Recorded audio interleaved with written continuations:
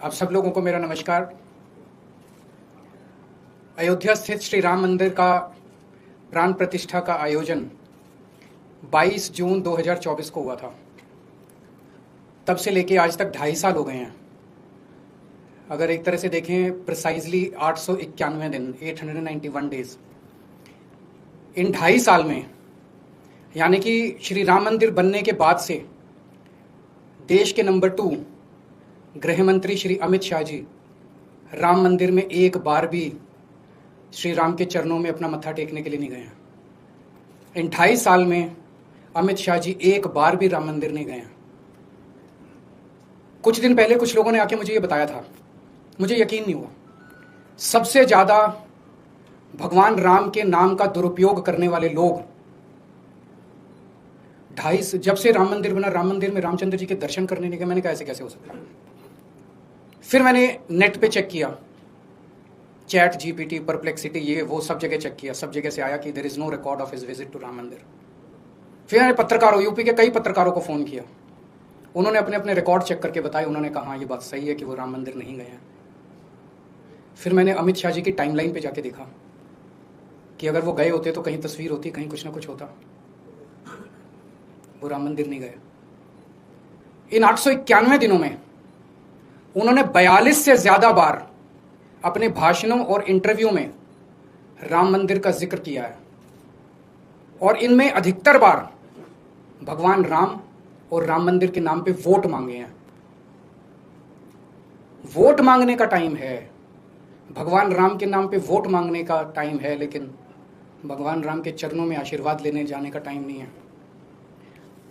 तो मैं आज अमित शाह जी से 5 प्रश्न पूछना चाहता हूं। आप राम मंदिर क्यों नहीं गए? ये मैं नहीं पूछ रहा, ये देश की जनता पूछना चाहती है। आप राम मंदिर क्यों नहीं गए? दूसरा प्रश्न, क्या आपका भगवान राम के दर्शन करने को मन नहीं करता? तीसरा प्रश्न, क्या आपका राम मंदिर जाने को मन नहीं करता? चौथा प्रश्न, क्या आपको भगवान राम के आशीर्वाद की जरूरत है? और 5वां और सबसे अहम प्रश्न, क्या आप रामचंद्र जी को भगवान मानते हैं? ये लोग भगवान रामचंद्र जी को भगवान मानते ही नहीं है।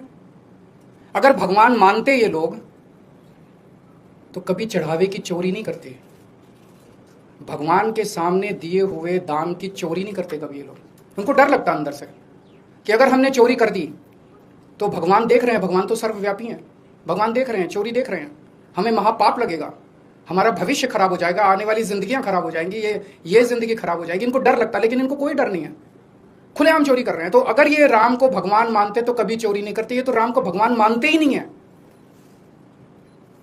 आज तक इतने दशकों से इन्होंने भगवान राम के नाम का इस्तेमाल करके केवल और केवल सत्ता के लिए भगवान के नाम का इस्तेमाल किया है। सत्ता में आने के लिए भगवान के नाम का इस्तेमाल किया और भगवान ने इनको क्या नहीं दिया। 21 राज्यों में रामचंद्र जी ने इनकी सरकार बनवा दी, केंद्र में इनकी सरकार बनवा दी। अमित शाह जी भगवान का धन्यवाद करने ही चले जाते राम मंदिर, 101 रुपए का प्रसाद ही चढ़ाते, लेकिन वो वहां नहीं गए। उनको भगवान के आशीर्वाद की जरूरत ही नहीं है। हर सनातनी आज पूरे देश में इस बात से पीड़ित है जिस तरह से चंदा चोरी, चढ़ावा चोरी हुई है, जिस तरह से, और बता रहे हैं कि ये तो टिप ऑफ द आइसबर्ग है जो अभी तक निकल के आया। अभी तो बहुत कुछ निकलना बाकी है।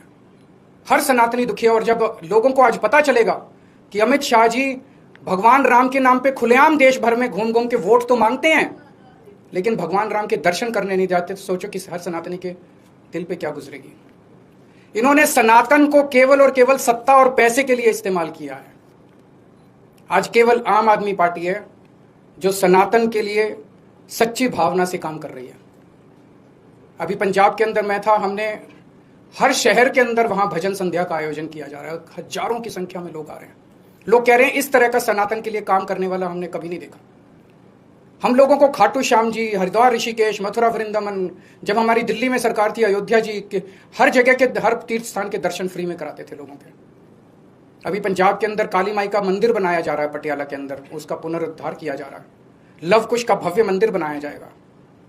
हमारे सनातन के आदर्शों के हिसाब से बहुत बड़े स्केल के ऊपर गरीबों के लिए अच्छे स्कूल बनाए जा रहे हैं, गरीबों के इलाज के लिए अच्छे अस्पताल बनाए जा रहे हैं, मोहल्ला क्लिनिक बनाए जा रहे हैं, भ्रष्टाचार मुक्त शासन दिया जा रहा है, लोगों का पैसा जोड़ जोड़ के उनको सुविधाएं दी जा रही है, अच्छी बिजली, अच्छी सड़कें, जो सनातन है, सनातन आज अगर देश में सच्ची सनातनी पार्टी कोई है तो वो आम आदमी पार्टी है।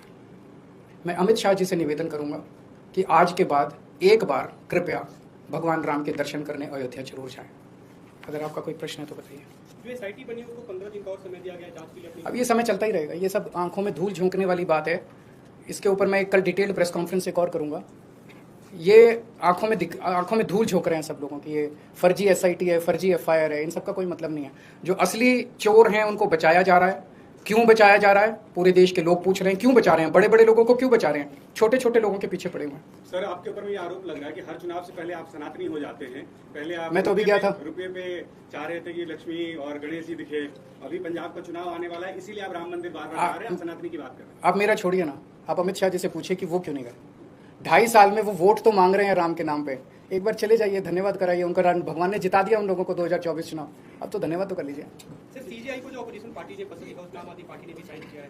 दो वो मुद्दे उसमें जो उठाए जाए हैं मुद्दे सही हैं, इसलिए हमने भी साइन किया। एक पत्र और लिखा गया है, पाकिस्तान भारत के 100 लोगों ने पत्र लिखा है, पीएम मोदी को लिखा है, शहबाज शरीफ को लिखा है कि आज भगवान राम की बात करते हैं, बाकी सारी बातें बाद में। जिन्होंने दान चोरी की है वो उनको कैंसर हो जाएगा, प्रभु श्री राम उनको कैंसर देंगे, पूजा पाठ की भगवान श्री राम देखो तीन लेवल पे उनका नाश होगा। जिन लोगों ने, इन लोगों को ये लगता है कि भगवान राम कोई पत्थर की मूर्त है, उनके चढ़ावे को चोरी करने वाले का कुछ नहीं होगा। उन्हें ये नहीं पता कि भगवान राम कितने शक्तिशाली हैं, वो सर्वव्यापी हैं, वो सर्वशक्तिमान है। वो जो इनको दंड देने वाले हैं, इन्होंने कभी जिंदगी में भी नहीं सोचा होगा। एक तो भगवान दंड देंगे, दूसरा कानून को दंड देना चाहिए। मेरे को उम्मीद नहीं है कि जब तक इनकी सरकार है कानून चोरों को दंड देगा।